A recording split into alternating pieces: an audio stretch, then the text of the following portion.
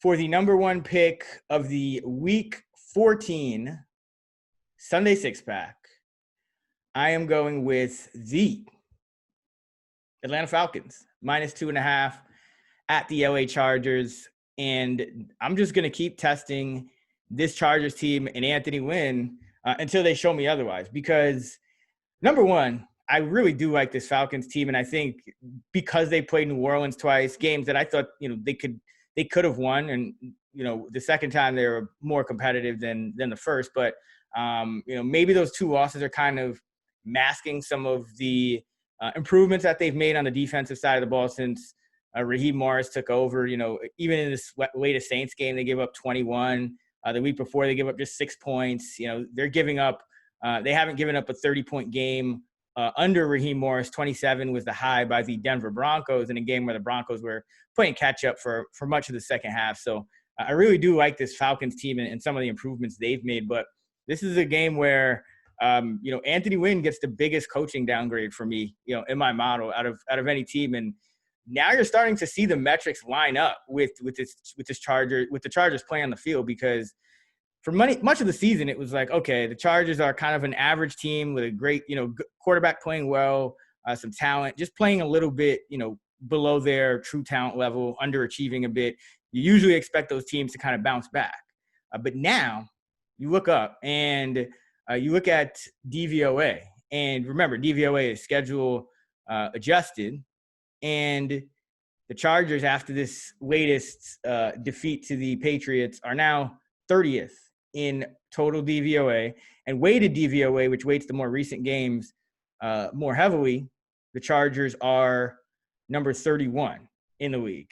The Falcons are 22nd overall, so not great, but they do improve 3 spots when you look at weighted DVOA. So this is essentially a league average team versus a bottom 3 team, I have this number at 4. I think I'm the highest of any of us. I think you have it significantly lower, but I do kind of take into account, coaching, because it does impact the spread and the models. And I think that's the biggest discrepancy I've seen with my numbers and some of the quote unquote sharper numbers out there. What the big money is doing on a given week is that, they're just kind of, they're not adjusting for coaching. And I think you saw that early in the year with a lot of bets kind of coming in on the Falcons. And you're kind of seeing that later in the year with the Chargers still getting a lot of love in the market, despite continuously showing us that they really they're just not going to play as well as you would expect given what they look like on paper.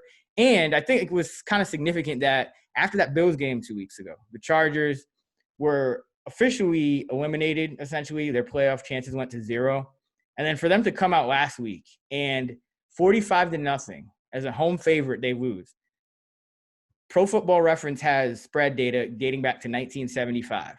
Up until the Chargers game last week, no home favorite had ever been shut out more than 35-0. And that was also the Chargers in I think the late 70s, or it might have been early 80s. But no team had ever been shut out as a home favorite by more than 35 until last week.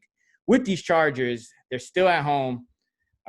Second worst team in the league according to weighted DVOA. I'm taking them -2.5, essentially betting on the Falcons to win the game here in LA.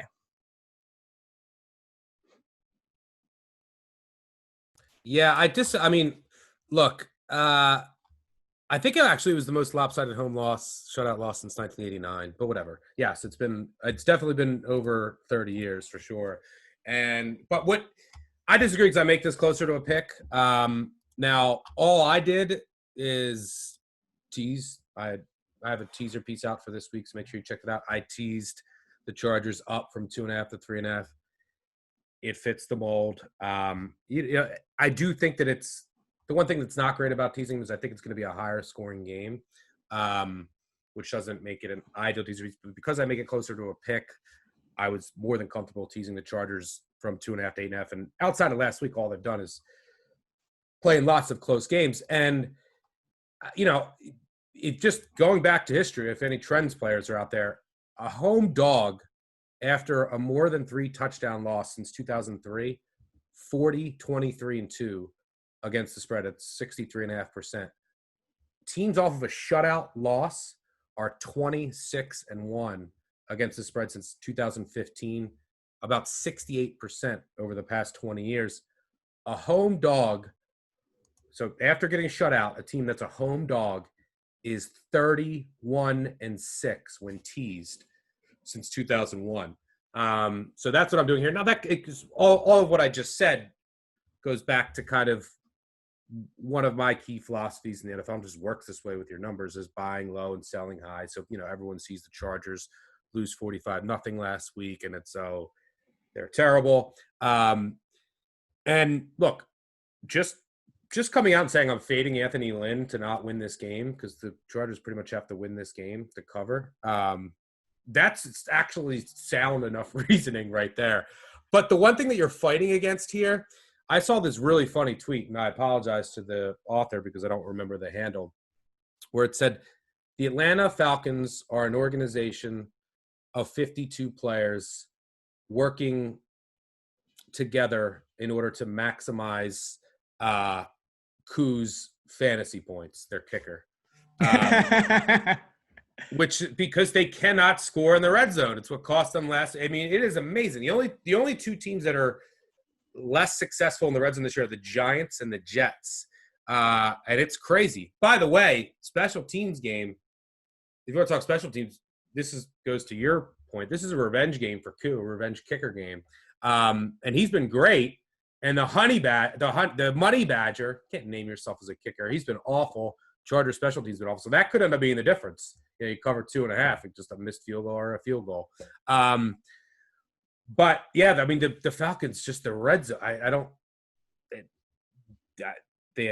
can't figure out why they're so bad in the red zone.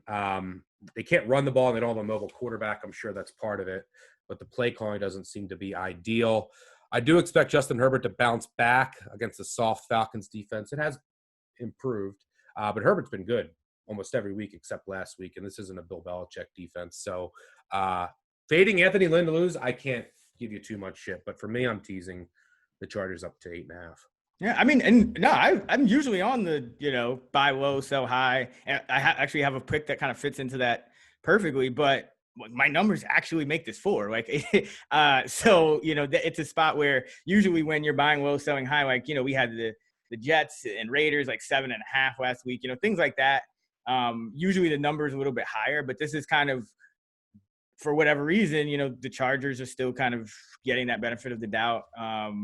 And I just don't see it. I mean, Anthony Lynn, he's 9-18 in LA against the spread. That's hard to do, at home, over that span of time. So I'm going to continue to fade him. Like the Falcons and for improvement, but yeah, essentially just betting on Anthony Lynn to lose the game.